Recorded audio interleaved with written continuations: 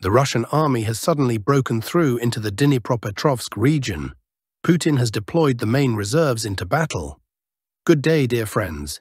Here, in our daily format, we analyze the situation on the front lines, examine and study maps for advancements or retreats, and draw conclusions about how particular events will ultimately affect the general situation at the front. Before we begin, I would sincerely like to ask you to subscribe to the channel. Your subscription helps support its growth. Thank you to everyone who has subscribed. Today, without any lengthy introductions, since the topic is serious, we'll address the build-up of Ukrainian armed forces in the Sumy region. 6 brigades have already been assembled there, which is a significant force. Something is being prepared. A D-Day is being planned. We'll delve into this today. Additionally, we'll examine the situation on the front lines, particularly in the Kursk region, and look at developments in other sections of the front. Let's open the map and get started. Regarding the situation in the immediate border areas, for several consecutive days now, airstrikes by Russian aviation have been recorded against Ukrainian armed forces gatherings and temporary deployment points in the Sumy and Kharkiv regions.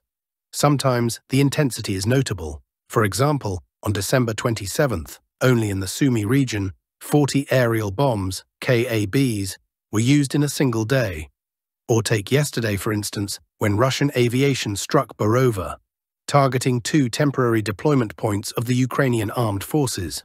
Similarly, on January 2nd, strikes occurred in Dergachi, Kozacha Lopan, Zolochiv, and more than 10 settlements in the Sumy region.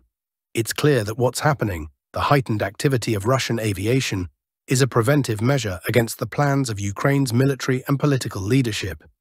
It's important to remember that Syrskyi promised a new offensive, and, as I mentioned earlier, 6 brigades are currently deployed in the Sumy region. Even if we consider these brigades to be only half strength, 12,000 to 15,000 personnel, or 80% staffed, 20,000 or more, the force is significant. For example, the 155th Brigade of the Ukrainian Armed Forces consists of 5,600 servicemen.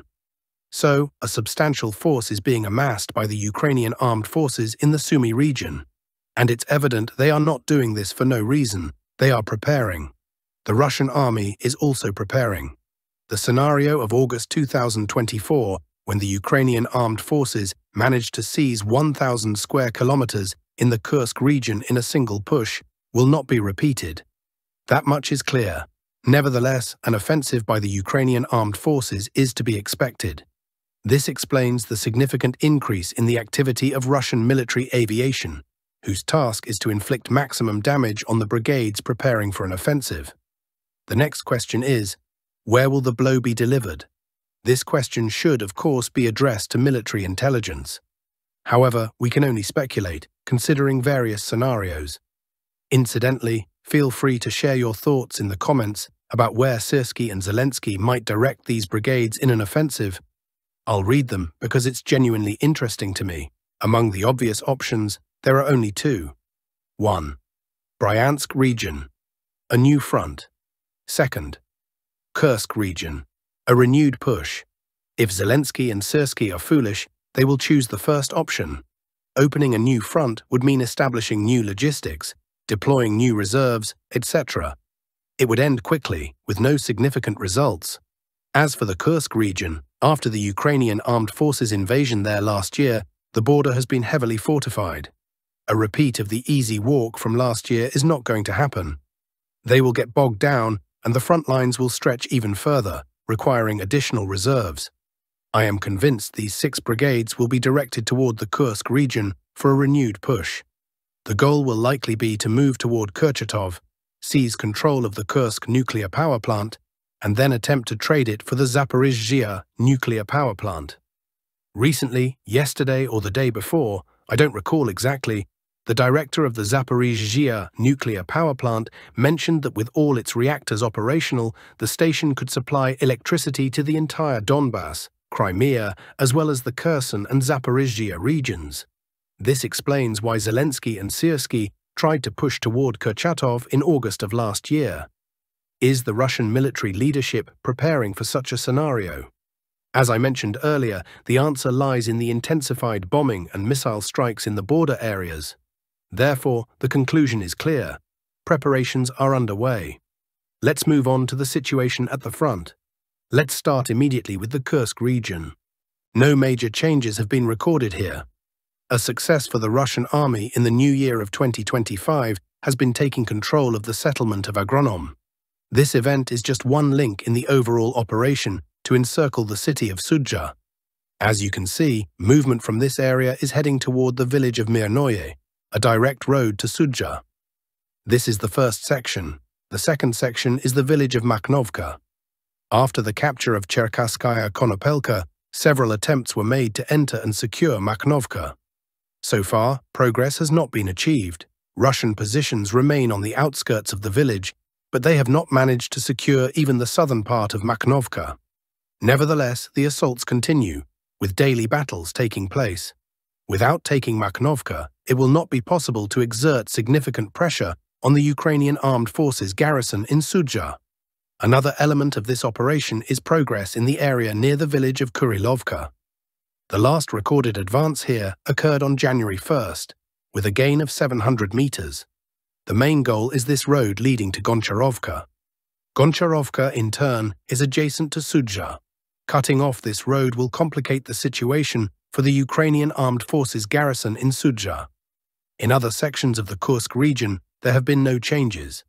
The Ukrainian armed forces drove Russian troops out of Viktorovka and the village of Kruglenkaya, but they were unable to advance further.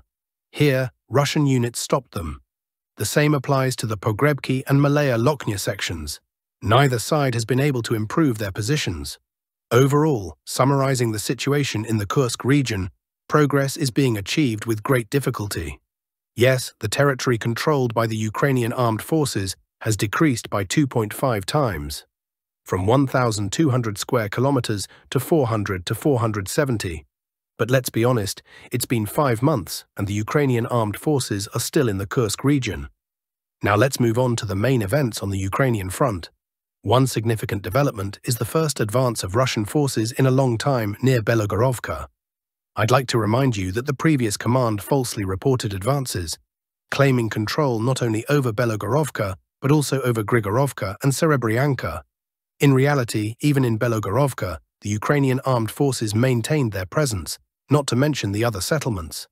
However, after a change in command, success was recorded on January 2nd, as I mentioned earlier, advancement in Belogorovka. Additionally, there was a 1.2-kilometer advance in Zolotarevka. Moving on, another significant development was the Russian army, taking control of the village of Novovasilievka. After heavy fighting that lasted from December 17th to 2 weeks later, the battle ended in a Russian victory. Now the movement will continue westward toward Uspanovka and Novoalexandrovka. Also worth noting is the beginning of battles for Nadayevka. This became possible after Novaya Elizavetovka came under Russian control. Finally, in the Zaporizhzhia direction, footage surfaced yesterday showing the installation of the Russian flag in Belogoraye, specifically on the outskirts toward the city of Orakov. This means the village is under full and uncontested Russian control, though American maps seem to suggest otherwise. Well, let them continue thinking that way. Mirnograd direction as of December 4th. The eastern encirclement of Pokrovsk is developing quite actively. Ukrainian armed forces resources report the situation on their side and note significant Russian advances near Vozdvizhenka and the start of attacks north of Novoalexandrovka. It seems the Ukrainian armed forces are facing bigger problems here than anticipated. The front appears to be cracking under the first strikes. Pokrovsk direction, Zverovo. This morning, reports began coming in about a breakthrough by Russian forces through the northeastern part of Peshenoy toward the village of Zverovo. By midday, reports suggested that Russian forces had even managed to enter the first houses of this village and were trying to secure positions there. If the Russian army manages to do this, it will be a significant success for Russian forces. However, it should be understood that the defense of Zverovo is very strong and relies on 2 slag heaps located there. These slag heaps have yet to be brought under Russian control, and this remains the primary challenge for Russian forces. Control of Zverovo opens a direct route to Pokrovsk, not through fields anymore, but a straight path. Fierce battles for the village are therefore inevitable. Kursk direction. Just because the front line isn't moving doesn't mean nothing is happening. As in the area around Bolshaya Novoselka, the lack of changes on the front line does not reflect all the developments occurring in the sector. In the past couple of days, the Russian armed forces have achieved some very significant developments. First, Russian drone operators managed to completely shut down the main supply route for the Ukrainian Armed Forces, UAF, grouping in the Kursk region. If just a week ago, the UAF were receiving up to 50 supply trucks daily, now barely any manage to slip past the drones of the Russian armed forces. And even that is uncertain. Because of this, the UAF in this area is no longer receiving reinforcements, which means rotations cannot take place. This won't immediately impact the frontline situation, LBS, but over time, fatigue and an inability to adequately respond to the evolving situation will accumulate. Moreover, ammunition is not infinite either. Second, Russian armed forces aviation has been relentlessly bombing identified UAF positions in the Sumy region for 2 days straight. Reports from the area suggest up to 40 guided aerial bombs, KABs, per day. This has significantly disrupted UAF plans, and they clearly still have plans. However, the weather could also impact these plans. Stable frosts in the region, which might have aided operations, are once again being postponed by Father Frost for at least a week. Without such conditions, it's far from certain that the Ukrainian army will make any decisive moves. Still, it remains unclear what will be left of UAF reserves in the area if Russian aviation continues operating at the same pace. In summary, as I mentioned at the beginning, even though there were no noticeable changes on the front line over the past couple of days, this doesn't mean nothing significant is happening. Quite the opposite. There's a lot going on, and so far, it's in favor of the Russian armed forces.